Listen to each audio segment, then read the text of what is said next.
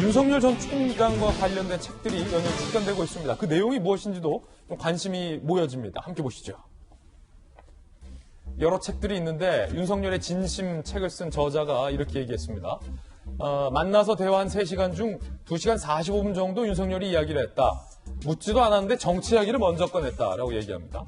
의회 중심주의, 의회 민주주의, 수차례 윤 전 총장이 언급을 했다는 거예요. 의회가 중심이 돼야 된다. 의회 민주주의.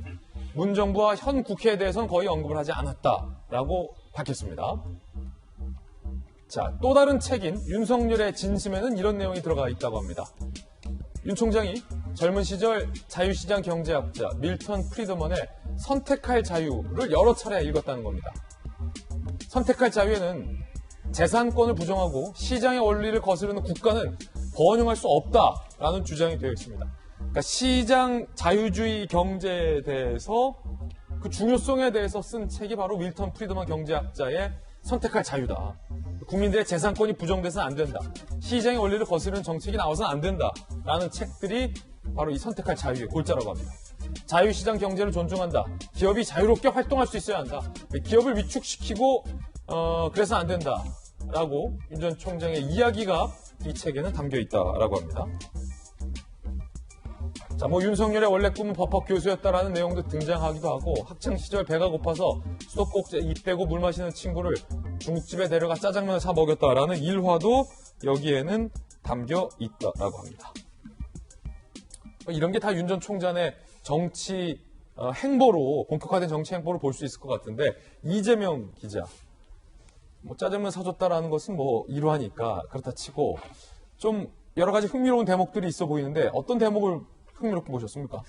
저는 밀턴 프리드먼의 선택할 자유의 언급이 굉장히 인상적이고 또 주목해야 되는 생각이 듭니다. 앞으로 윤석열 총장이 정치 선언을 하고 대선에 출마할지는 모르지만 윤석열 총장이 이 얘기를 2019년 인사청문회 때도 했습니다. 자신의 가치관 형성에 가장 큰 영향을 미친 책이 바로 선택할 자유대라는데 밀턴 프리드먼은 사실 자유시장주의자의 상징적 인물이죠. 가장 어떤 규제 정책에 대해서 가장 비판적인 학자 중에 한 명인데, 그래서 선택할 자유라는 책도 어떤 정부의 규제 중심 정책을 신랄하게 비판하는 게 핵심입니다. 목차를 봐도 통제라는 이름의 폭군, 빗나간 평등 같은 시장주의에 대한 굉장히 강한 신념이 담긴 책이고, 그래서 프리드먼은 가격 통제를 최악의 시장 개입으로 봅니다. 그래서 그렇게 따지면 현 정부의 임대차 보호법 같은 것에서 굉장히 강하게 비판하는 그런 학자라고 볼 수 있겠죠. 근데 저는 이 책을 언급한 것을 두고 전 두 가지 논란이 있을 수 있다 이런 생각이 듭니다. 하나는 윤석열 총장을 두고 이런 많은 사람들이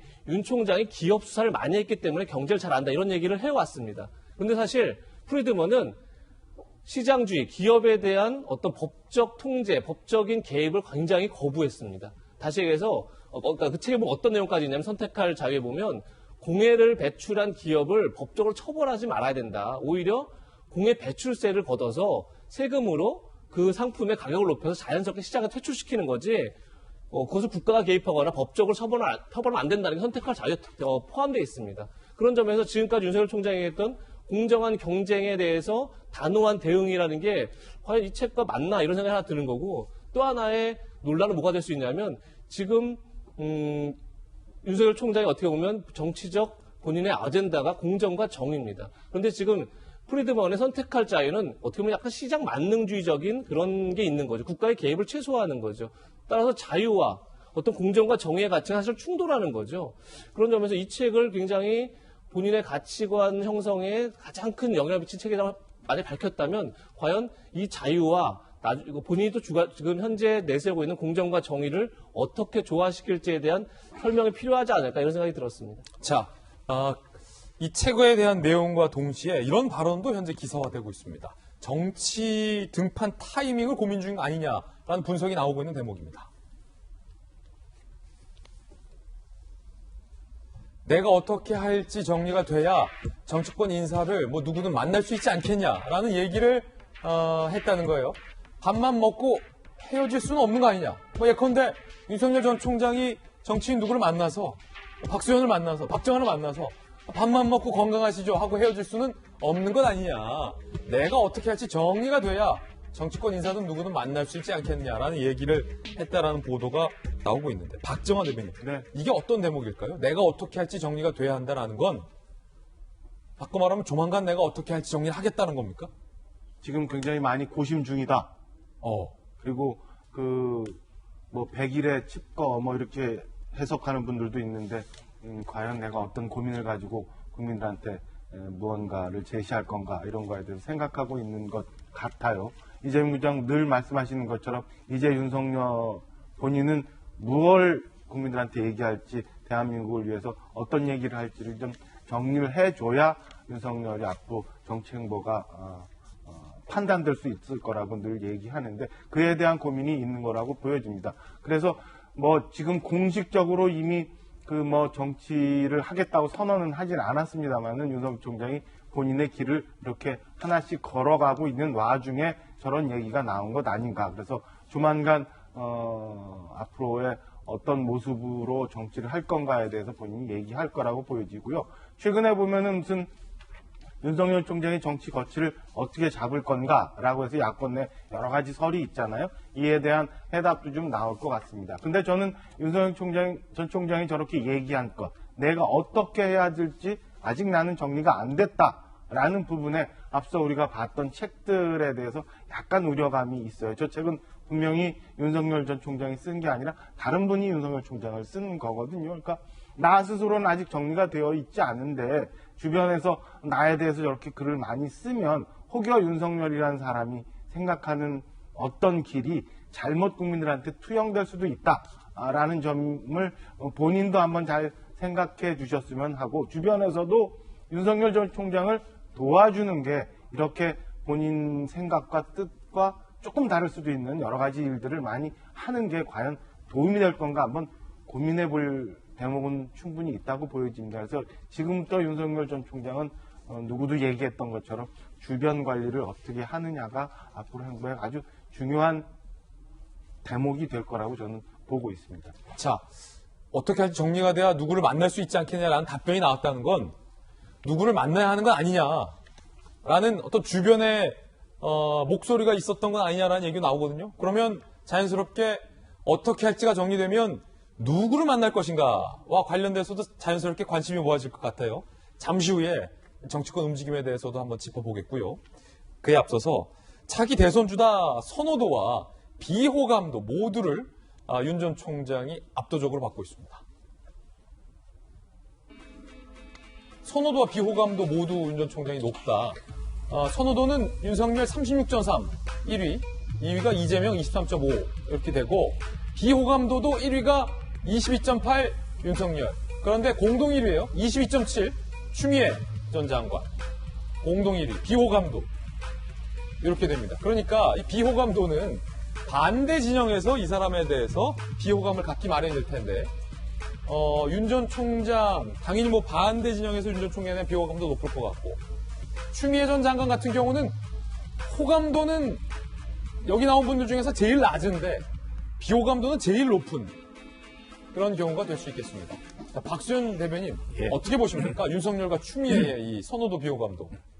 예, 서로에게 과제가 굉장히 많다라는 걸 이제 보여주는 거죠. 특히 윤석열 총장은 선호도에서 뭐 1위를 하고 있는 분이기 때문에 이 비선호도 호감도가 저기 높다는 것은 본인이 극복해야 될 과제가 굉장히 많다는 겁니다. 그렇군요. 예, 추미애 전 장관과 두 분이 비호감도 1위를 동시에 기록한 것은 아마 윤석열 총장에게 어떤 과제를 안겨주냐면 지금의 선호도 1위라고 하는 것이 추윤 갈등이라고 하는 어떤 상대가 있을 때 자기를 빛나게 해주는 상대가 있을 때 이랬구나라고 하는 것을 동시에 보여주는 것이거든요.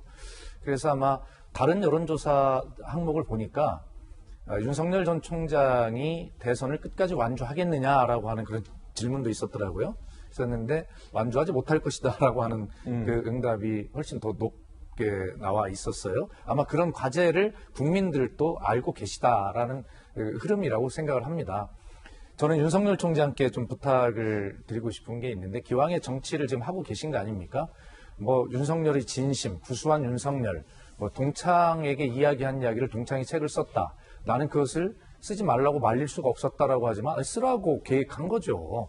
이미 본인이 대권 수업을 뭐 노동, 뭐 경제 이런 분야를 뭐 전문가 만나서 공부를 지금 벼락치기 공부를 하고 있는 것 같아요.